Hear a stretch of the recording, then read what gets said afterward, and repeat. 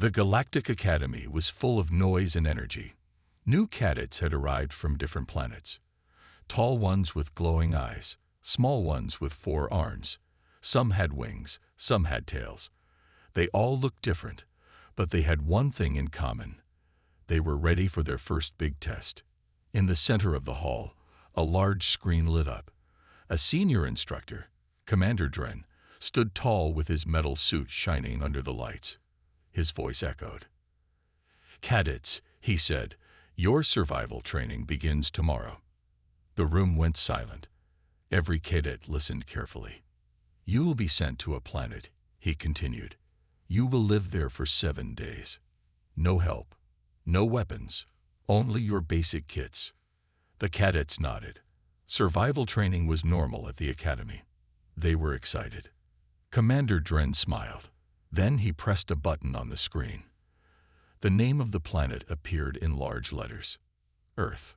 And suddenly, the silence broke. "Earth?" One cadet shouted and burst into laughter. Another one joined. "That joke planet. Isn't that the place with weak gravity and tiny animals?" I heard the humans still use wheels. Wheels. The hall filled with laughter and jokes. Many cadets were pointing at the screen, making fun of the mission. But in the last row, one cadet didn't laugh. His name was Zork. He had gray skin and bright orange eyes. He just stared at the screen, his face serious. His hands were shaking a little. Commander Dren raised his hand. The hall became quiet again. "Yes, Earth," he repeated. "You will survive there, if you can." The laughter stopped. The way he said it, something felt strange. "But Earth is low level," a red-skinned cadet said. "Category 4 planet, right?" Dren looked at him. "Wrong. Earth is officially unranked.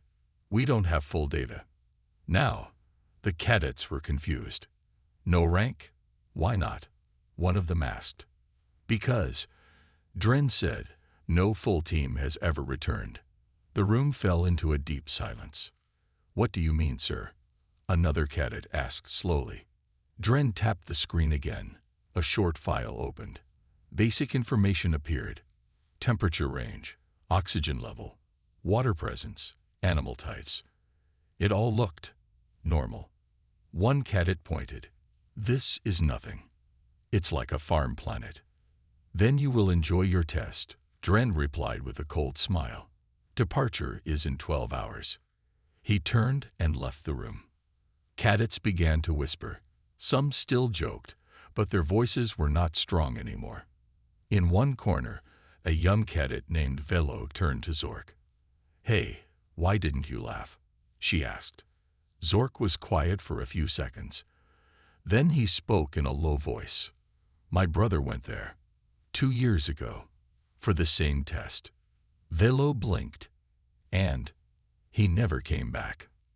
Now she was quiet too. Zork stood up and walked away. His mind was full of images, old stories, warnings, and one sentence his brother once told him. "Earth is not a planet.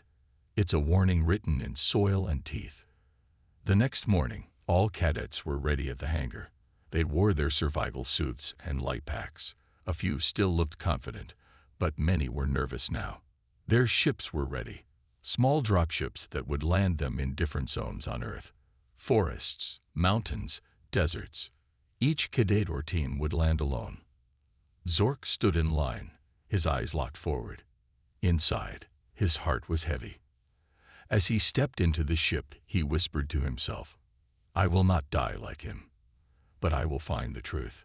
Above the hangar, the screen still showed one word, Earth, and below it, a new warning had appeared in red. STAQS. Survival unknown. The dropship landed with a soft thud. The doors opened slowly. A cool breeze rushed in. Cadet Velo stepped out first. Green trees stood tall around her. Strange bird sounds echoed in the air. The forest was alive. "Looks easy," she whispered. "Just trees and birds." But Zork, who landed nearby, didn't smile. He looked around carefully. "This is the calm part," he muttered. Each cadet had landed in a different forest zone. They were far apart, alone, with only a small kit and a communicator that worked only for emergencies. Cadet Zilm, a tall insect-like alien, walked through thick bushes. His scanner showed no large animals. He laughed. "This planet is weak. I'll finish this test in 2 days." He walked toward a small hill. Suddenly, he stepped into something soft. Crunch. He looked down. Ants, thousands of them. Tiny red ones. "Ha! Insects," he said, stepping back. But then, pain. Sharp. Burning. Crawling. Zilm screamed. The ants were inside his boots. His legs felt like they were on fire. He rolled on the ground, shouting, "Stop! Stop! Get them off!" He tried using his decontamination spray, but the ants kept coming. 5 minutes later, he finally escaped the swarm. His leg was bleeding. His skin looked like it was melting. He activated his emergency beacon, requesting evac. "Need med." Static. No response. Back at her camp, Velo heard something strange, a sound like leaves rustling. She turned around. Nothing. She took 1 step forward, and a bird flew past her face. She laughed nervously. "Jumping at birds now. Get it together, Velo." But just a few meters away, 2 yellow eyes were watching her. In another part of the forest, Zork moved slowly. He stayed low, listened to every sound. He stopped near a stream and checked the water. It looked clean, but he didn't drink. He looked up and spoke softly. "Earth has rules, and rule number 1, don't trust anything." Suddenly, a scream echoed through the forest. Loud, sharp. Zork's eyes widened. He knew that voice. Zilm. Zork ran through the trees, heart racing. When he reached the area, he saw drag marks in the soil. Blood. And Zilm's gear, half burned, half broken. No body. Only silence. He looked up. The trees were still. No birds. No wind. Zork's voice was cold. Something took him. Far away. Cadet Frel walked near a pile of rocks. He was exploring happily, recording notes on Earth's plants. He saw a rabbit. "Aw, cute creature," he said. "Maybe I can catch it for study." He stepped forward. The rabbit looked at him and ran. Then suddenly, a snake shot out from under the leaves and struck Frel's arm. "Ah!" He fell back, panicking. But the snake disappeared. No time to strike again. 1 bite was enough. His vision blurred. He stumbled, trying to inject an antivenom. He pressed the injector. Nothing happened. System error. Unknown toxin. The computer couldn't identify the poison. His breathing slowed. He crawled under a tree and lay still. Back at his camp, Zork started writing in his logbook. 3 hours on Earth. Already 2 cadets missing or injured. This planet hides its teeth. Suddenly, his scanner beeped. Movement 10 meters behind him. He turned fast. Nothing there. Leaves moved. A shadow passed between trees. Zork didn't panic. He stood quietly and waited. Then, a deer walked out. But its eyes were wrong. Too alert. Too focused. Zork took 1 slow step back. Then, from the side, a second shadow rushed toward him. Not a deer. A wolf. Zork jumped aside just in time. The wolf missed, but growled and turned again. Another one appeared, then another. 3 wolves, silent, fast, team hunters. Zork pulled out his flare. He didn't want to fight. He lit it. The bright red light and smoke scared the wolves. They backed off, growling. Zork didn't relax. He waited until they vanished into the trees. Then he whispered, "These animals, they hunt like soldiers." He looked up at the sky. It was getting dark. And he knew. Night on Earth was worse than the day. The sun was going down. Orange light fell through the trees. Shadows grew longer. Zork looked at the sky and whispered, "Night is coming." He started building a shelter using fallen branches. He moved fast. His hands worked while his eyes stayed on the forest. He had seen the wolves. He knew more would come after dark. Miles away, Cadet Velo was still walking. She didn't know how far she had gone. Her legs were tired. Her scanner was dead, and her water was almost gone. She sat on a rock, breathing heavily. "Maybe Earth isn't that funny after all," she muttered. Suddenly, she heard a snap. A branch broke behind her. She turned quickly. Nothing. She stood up and slowly backed away. But then, another sound, this time to her left. Her eyes scanned the trees. And then she saw it. 2 green eyes, low to the ground, watching. She froze. Then another pair appeared. And another. A pack. Wolves. They didn't growl. They didn't move. They waited. Velo knew what this meant. She was the prey. She slowly reached into her pack and pulled out a sonic flare. Her fingers shook. She threw it toward the side. Bang. Flash. The sound and light startled the wolves. She ran. Branches hit her face. Roots grabbed her feet. But she didn't stop. Behind her, the wolves gave chase. Fast, silent, deadly. She tripped. Fell. Her leg twisted. Pain shot up her body. The wolves slowed down, watching. They were in no rush. One stepped closer. But before it could pounce, a loud crack echoed through the air. A tree branch fell. A stone hit the wolf's head. The wolves turned. Zork stood behind them, holding a sharp stick and a burning cloth. He shouted, waving the fire. The wolves backed off. Zork threw the burning cloth on the ground. Smoke rose. The wolves ran away into the trees. Zork rushed to Velo. "Are you hurt?" he asked. "My leg," she whispered. He checked it. "Sprained. You'll be fine. But we must move. Now." Together, they limped to his small shelter. Inside, it was warm, safe. For now. Zork handed her a leaf filled with filtered water. "You saved me," she said. Zork looked out of the shelter. "You would have done the same." Silence fell. Then Velo asked, "Why are the animals here so smart?" Zork didn't answer at first. Then he said, "Because Earth trains them. Everything here fights to live. Nothing is soft, not even the grass." Velo looked confused. He added, "This planet is alive, and it's always hungry." Elsewhere in the forest, 2 other cadets, Rule and Jack, had made a small fire near a rock wall. They laughed quietly, cooking the strange plant they found. "Maybe the others are just unlucky," Jack said. "We're doing fine." But above them, in the shadows, something moved. A pair of eyes blinked. A long black body crawled across the rock, silent and smooth. Suddenly, hisses. A giant panther-like creature jumped down. Rule screamed. Jack tried to grab a stick, but it was too late. The creature's claws flashed. Blood spilled. Silence. The fire still burned, alone.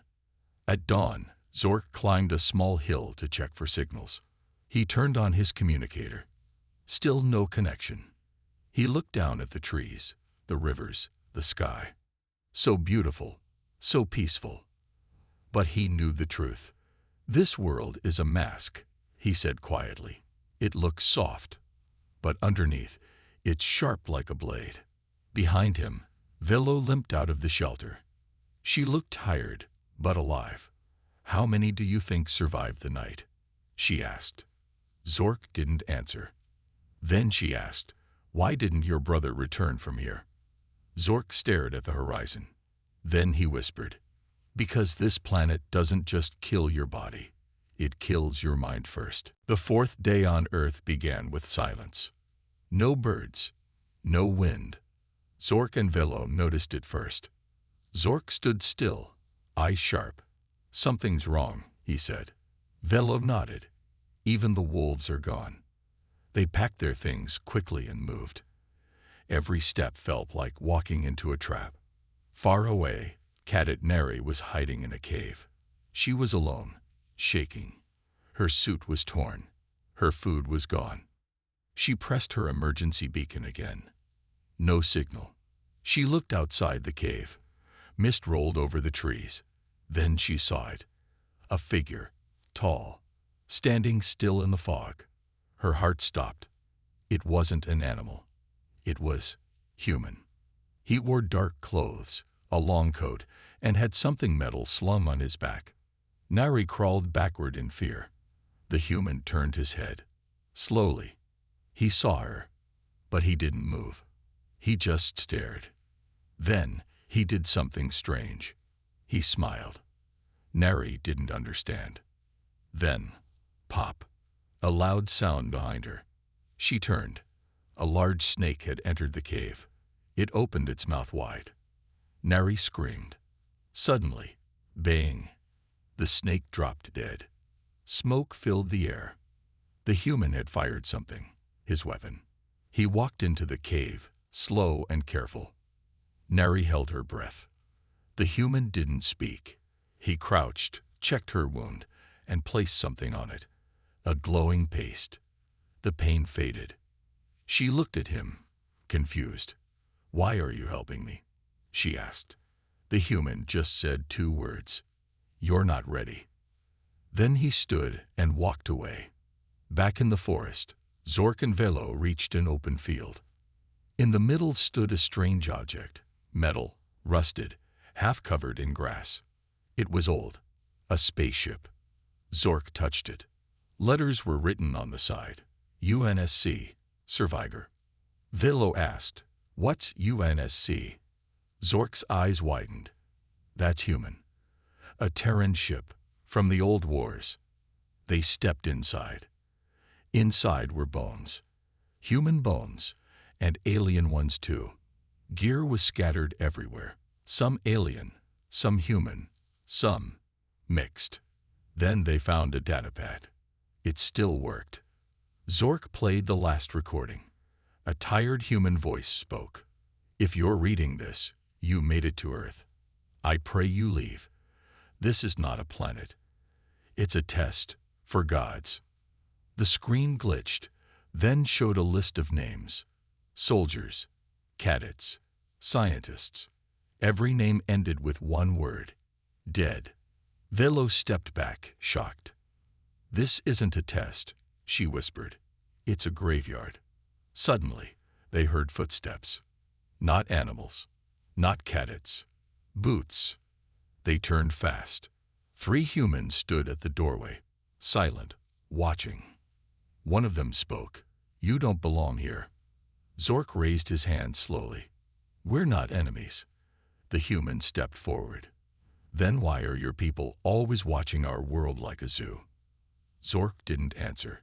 Another human said, "We know about the academy. We know you send your young here." Velo asked, "How do you know that?" The first human smiled. "Because we've been watching you, longer than you've watched us." Zork's heart raced. "You know about the academy." "We know everything," the man replied. "You came here thinking this world was weak." He stepped closer. "But Earth does not raise weaklings." He pointed to his chest. "This planet builds monsters, survivors, killers, not by force, but by nature." Zork stared at him. "You're saying Earth made you like this?" The human nodded. "Everything that lives here fights to survive. The air, the land, even the water. And if we can survive here." He leaned in close. "We can survive anywhere." The humans turned and walked away, vanishing into the mist. Velo whispered, "They're not just survivors. They're warriors." Zork stood frozen. His brother's words echoed in his mind. Earth is not a planet. It's a warning written in soil and teeth. The mist was thick. Zork and Velo stood in the middle of the field, staring at the humans who had disappeared into the fog. Velo spoke first, her voice filled with confusion. Who were they? Zork's eyes narrowed. Humans, but not like any we've seen before. He turned to Velo. They're not like us. They don't survive. They thrive. Velo's heart raced. What does that mean? How can a world make someone like that? Zork didn't answer right away. He walked to the side of the wrecked ship and knelt down, inspecting something half buried in the dirt. A small metal box. He opened it carefully. Inside were papers, old records, and a map of Earth. The map showed a large red area marked with one word, Dead Zone. Zork's fingers ran over the map. This area, this is where they test people, where they send their warriors. Velo stepped forward. Test them for what? Zork looked up, his face grim. To see if they can survive Earth. Suddenly, they heard the crunch of footsteps behind them. Turning quickly, Zork saw the human again, the one who had spoken before. He was walking toward them. No more games, the human said, his tone serious. You need to understand something about this world. Zork and Velo stood still. You think you came here to test yourself, the human continued, his eyes cold. But that's not the truth. Earth has been a death world for millennia. It has been a place where the strongest survive, where the weak don't make it. Zork stepped forward. What are you saying? The human looked at him, eyes dark. You don't know the history of this planet, how it began, how it became the most dangerous place in the galaxy. He motioned for them to follow him. They walked to a small cliff, overlooking a valley. Below, the land was scared, twisted, like it had been burned and rebuilt again, many times. This is the result of the first war on Earth, the human said. The first battle between humans and aliens. It started long ago, before the Academy, before the galaxy even knew of Earth. Zork looked down at the valley. The ground was cracked, like it had been torn apart by something massive. You see, the human continued. Earth was once a peaceful place. But the moment the first alien invaders came, it changed. The human paused. The aliens didn't expect it. They didn't realize that humans were not like any species they had ever encountered. Zork felt a chill. So, Earth fought back. The human nodded. It didn't just fight back. Earth learned. Humans adapted, evolved. They found ways to survive and to destroy their enemies. He turned to face them.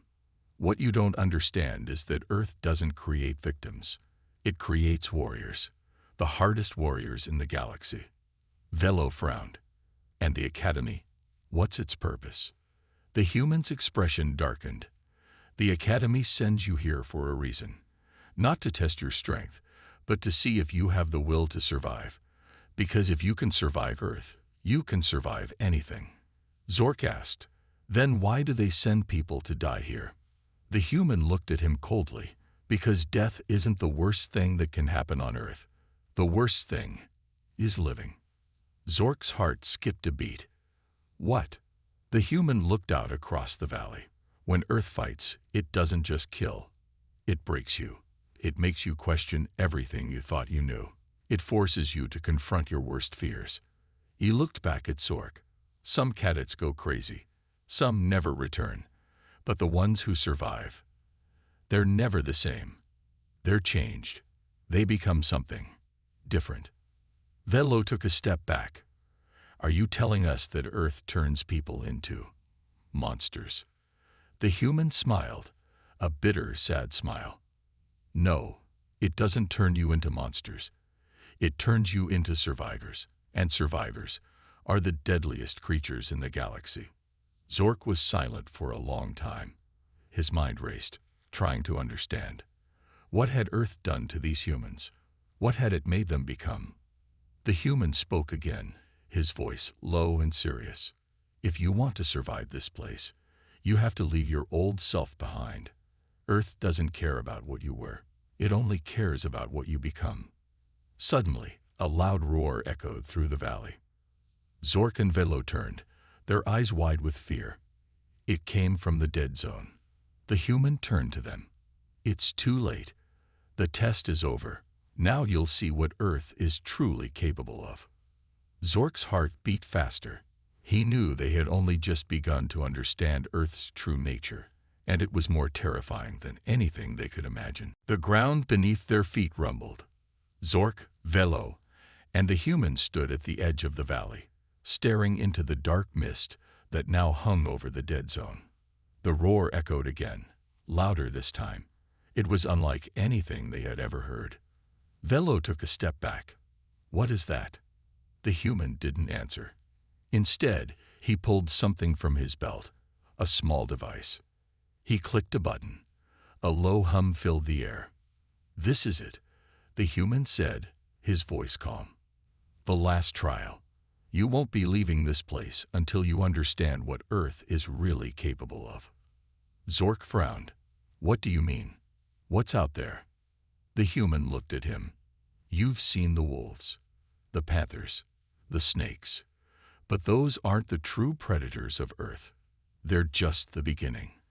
The real predators are things you can't even imagine. Suddenly, a shadow moved in the distance. The ground shook again, stronger now. Follow me, the human ordered. He started moving toward the dead zone.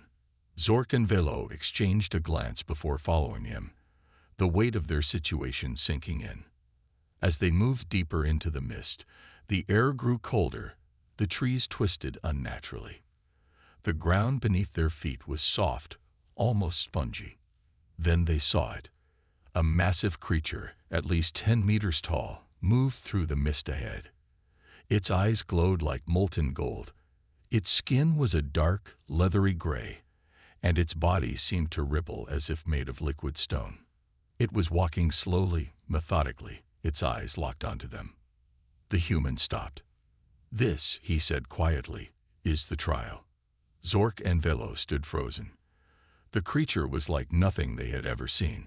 Its massive claws dug into the earth with each step, leaving deep marks in the soil. What is it? Velo whispered. The human turned to them. This is what Earth creates when it's forced to defend itself. It's called a Titan. It's not an animal, not a monster. It's Earth's answer to the galaxy's invaders. Zork's eyes widened. You mean Earth made this? The human nodded. It's the result of years of survival. Earth didn't just evolve creatures to fight for food. It evolved them to fight for life. It learns, it adapts, and it creates predators that can wipe out anything, including entire armies. The Titan took a step forward, and the earth beneath it cracked. It wasn't moving fast, but its presence was overwhelming. Velo took a shaky breath. How do we stop it? The human didn't answer. Instead, he stepped forward and raised his hand. The Titan stopped. For a moment, everything was still. Zork, Velo, and the human stood there, eyes wide, watching the creature as it loomed over them. Then the human spoke. You want to understand Earth. You want to know what this world really is. He turned to Zork and Velo, his eyes dark with intensity. Then you must fight. Earth only respects one thing: strength. It doesn't care about your rules, your honor, your technology. It only cares about what you're willing to sacrifice to survive. Zork took a deep breath. You're saying we have to kill it? The human nodded. If you want to live, yes. You need to prove you can survive. Velo clenched her fists. We're not killing it. We can't. Before she could finish, the Titan roared. The ground shook again. Its eyes glowed brighter, and it began charging toward them. Zork pulled out his weapon, his hand shaking. He aimed it at the creature. The human spoke one last time. Fight, or die. The Titan was almost upon them. Zork fired first. A beam of energy shot from his weapon, hitting the creature's chest, but it barely flinched. The Titan's skin absorbed the shot, and it kept charging. Velo screamed, "It's too strong." Zork's mind raced. They couldn't beat it with force alone. The creature was too powerful, too ancient. Then he remembered the map. The dead zone. the area marked on the map as the heart of Earth. Without thinking, Zork turned and ran toward the heart of the dead zone. "Follow me," he shouted. Velo hesitated but followed him. The humans stayed behind, watching them. They ran through the mist, the Titan's heavy footsteps behind them. Then, in the distance, Zork saw it, a massive, glowing stone embedded deep in the earth. It pulsed with energy, like the very heart of the planet. "This is it," Zork shouted, "the core of Earth's power." Velo's eyes widened. "What do we do with it?" "We destroy it," Zork said. "If we can take it out, the Titan will fall.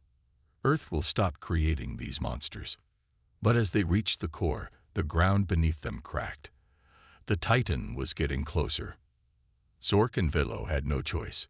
They set their charges and prepared for the final attack. The Titan reached them just as they finished. Zork held his breath. Then, boom! The core exploded with a blinding flash of light. The Titan howled in pain. Its body convulsed as the energy from the core ripped through it. And then, just like that, the creature fell. The dead zone grew silent. Zork and Velo collapsed to their knees, breathing heavily, their bodies covered in sweat and dirt. The human walked up to them, a slight smile on his face. "Well done, you've survived." Zork looked up at him. "What now?" The human's expression was serious. "Now you understand Earth. This planet doesn't just create warriors, it creates survivors. And that's what you are now." Velo looked at Zork. We didn't just fight the Titan, did we?" Zork shook his head. "No, we fought Earth." The smoke from the explosion still hung thick in the air as Zork and Velo stood, watching the aftermath. The Titan was no more. The ground around them was scorched, and the once mighty creature lay motionless, its glowing eyes dimmed. For a long time, neither of them spoke. The human, who had watched them from the edge of the dead zone, now walked toward them. His expression was unreadable. "You've done what most couldn't," he said, his voice calm. "But the question remains, what will you do with that knowledge?" Zork didn't answer right away. He was still processing everything. The horrors of Earth, the creatures, the endless struggle for survival. The trials, the pain, and the sacrifices. Velo broke the silence. "We've survived, but at what cost? What did Earth really teach us?" The human stepped closer, his gaze piercing. "Earth doesn't teach you to survive. It teaches you to become something more than you were. You think this is about strength, about power. It's not. It's about endurance, about learning to adapt, to change when everything else breaks around you." Zork turned toward the human. "So we're supposed to become like you, like Earth." The human's eyes softened slightly. "Not like me. Like yourself. Earth doesn't shape warriors. It shapes survivors. And survivors can rebuild, can keep going, no matter what the galaxy throws at them. You understand now that survival isn't just about killing. It's about living, no matter the odds." Zork looked down at the ground. The soil was scorched, blackened by the explosion, but even as he stared at it, he could see signs of new life pushing through, the first steps of recovery. Earth always recovered. Earth always adapted. He looked up. "But what happens now? Do we leave?" The human's face was serious. "Leave? Earth isn't something you leave behind. You can run from it, but you'll never escape its mark. Those who survive here carry it with them, always. And whether you stay or go, the galaxy will feel it." Velo's eyes widened. "The galaxy? You mean? We're not the only ones who came here to test ourselves." The human nodded slowly. "No, you're not. Earth has been tested by hundreds, perhaps thousands, of species, all of whom thought they could conquer it, tame it. But none ever do. Because Earth is a reflection of what it means to truly survive. And only those who understand that can ever hope to face it." Zork felt a chill. It was clear now. Earth wasn't just a planet. It was a living entity, one that would continue to shape and challenge anyone who set foot on it. But it wasn't just about the creatures, the landscapes, or the challenges. It was about the survivors, the ones who lived through it and carried that legacy. Velo spoke again, her voice filled with wonder. So, what are we now? The human's gaze was steady. You're something no one else will ever be. You're Earth's survivors. Zork felt a deep understanding settle in his chest. He realized that his entire view of survival had changed. It wasn't about being the strongest. It wasn't about defeating every challenge with brute force. It was about adapting, about overcoming, and about always moving forward, no matter the cost. We're ready, Zork said, his voice firm. Ready to face whatever comes next. The human smiled, though it was a grim smile. Then you'll be fine. But remember, survival isn't a victory. It's a constant test, and Earth will always be watching. Zork and Velo turned to leave, walking back toward the edge of the dead zone. The mist was clearing now, and in the distance, they could see the faint outline of the stars above, the vast, endless galaxy that awaited them. Zork looked at Velo. We're not the same as when we arrived, are we? Velo shook her head. No, but maybe that's a good thing. They paused for a moment, looking back at the dead zone, knowing they would never forget the lessons they'd learned. Zork's voice was quiet. Earth isn't just a death world. It's a place that changes you. It tests you. And if you survive, you leave with something no one else has. Velo smiled faintly. A legacy. They both looked up at the stars above, knowing that the galaxy would soon learn what Earth's survivors could do. And whatever challenges they faced, they would meet them head-on, because, unlike the rest of the universe, they had learned Earth's most dangerous lesson. Survival is everything.